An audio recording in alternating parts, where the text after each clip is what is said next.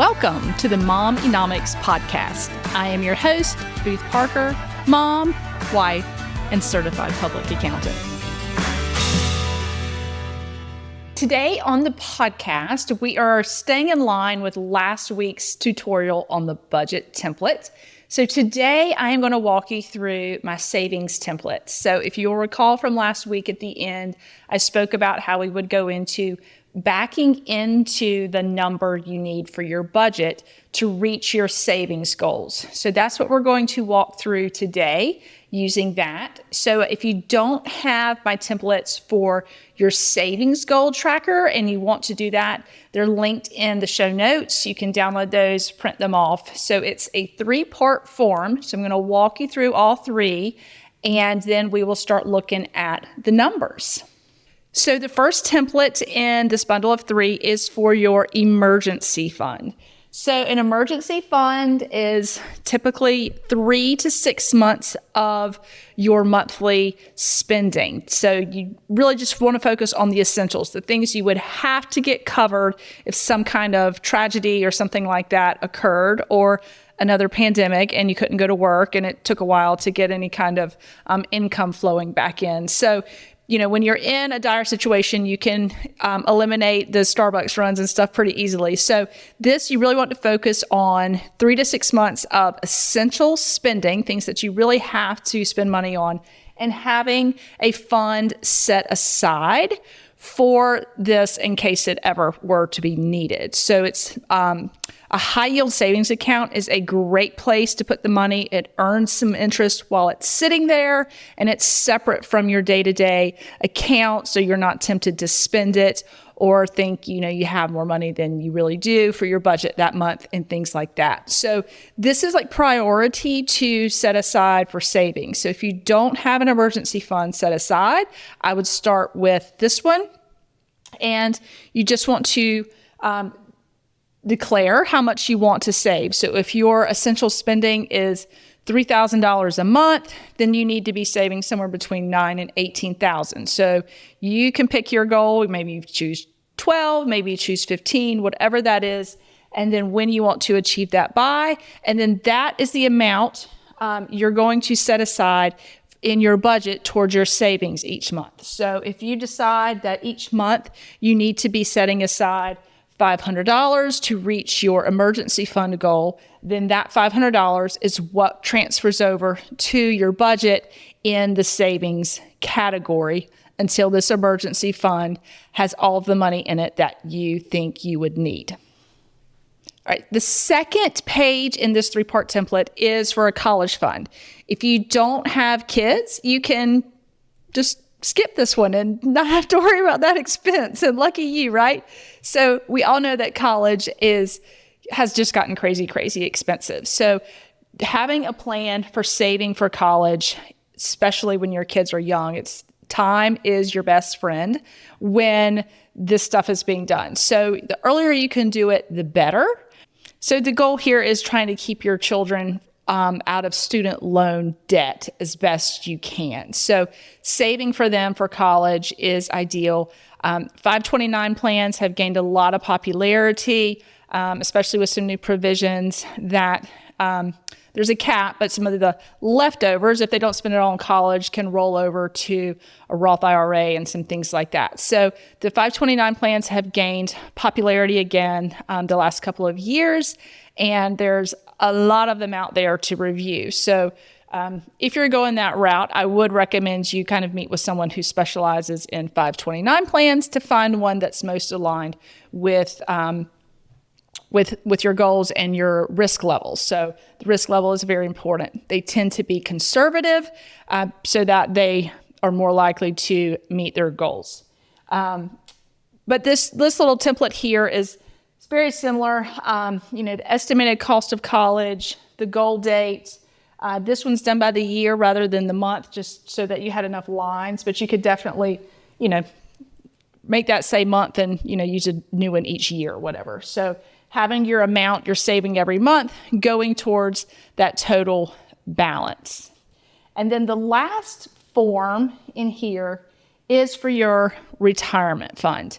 So goal amount at retirement, and the number of years until retirement, how long you have to achieve this number, okay?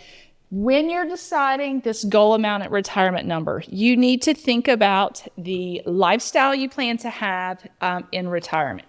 Do you think you'll travel a lot? Do you think you'll just stay home and do things? So go ahead and quantify how much that lifestyle you plan to live will cost, and then you adjust it for inflation. So, as we all know, the last few years with inflation, $1 today is not going to buy the same thing in 15 or 20 years. So generally people use a 3% inflation rate. Some people like to use a higher one to be conservative. So that's just all kind of personal preference with your risk level. Now, as far as tools for figuring out what some of these numbers are, as far as how much you need to save each month to achieve your goals. So I've got a URL right here where you can go to.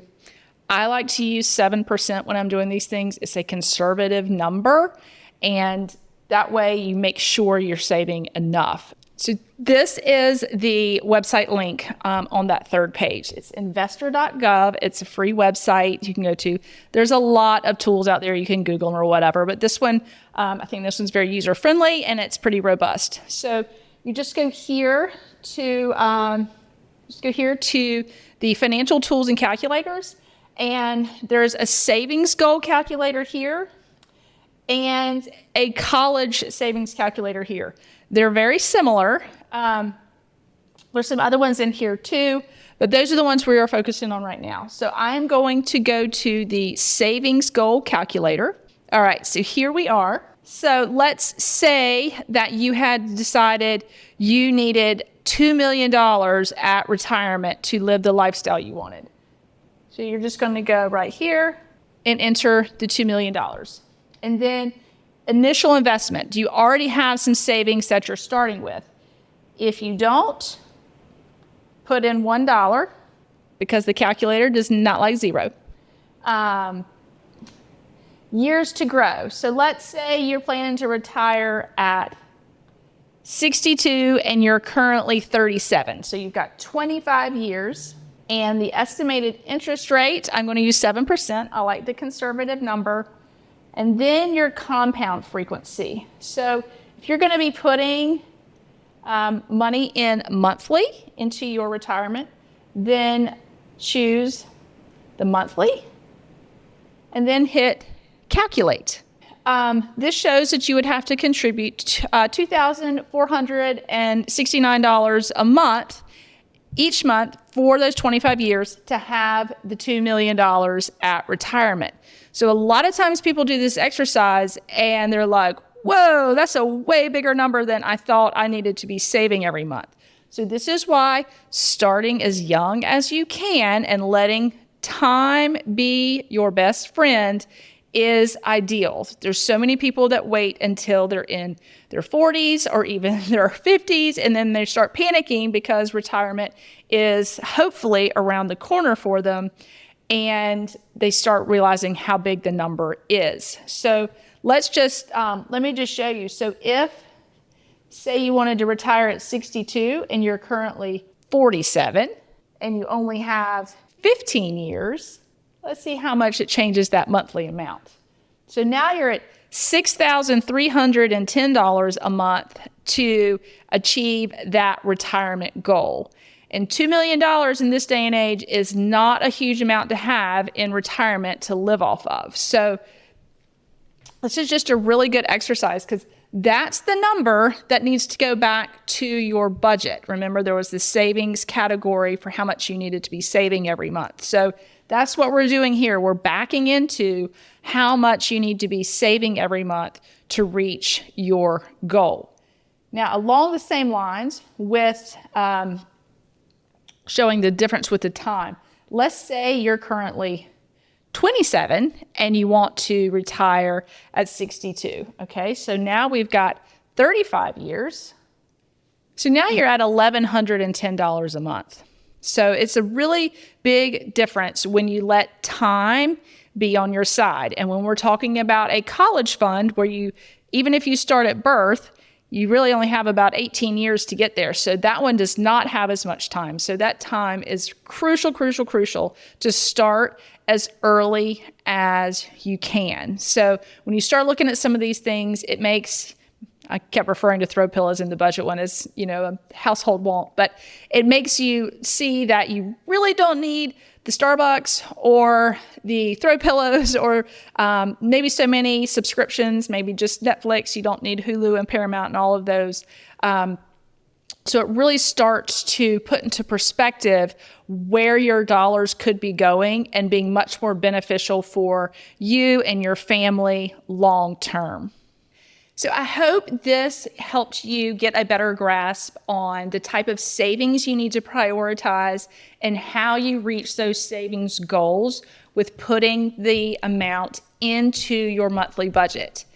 Do think about if you have credit card debt and high interest debt, like some kind of personal loans and things like that, that you are trying to pay off, they're going to take priority. So go ahead and put that extra money towards them, then get your savings going. So you definitely want to eliminate the debt, because if you're paying, 17+% interest on some of that debt, it's more beneficial to go ahead and get rid of that and then start your savings. So get the debt gone so that you can start getting the savings going, and really focus on that budget and making it use every single dollar of your income with intention. That is the key here.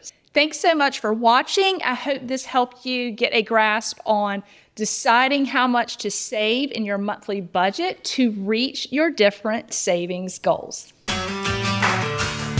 That's a wrap on this episode of MOM-enomics. Be sure to follow me, Booth Parker, on Instagram, and be sure to hit the follow button on your favorite podcast app. And for more freebies and resources, visit my website at www.boothparker.com.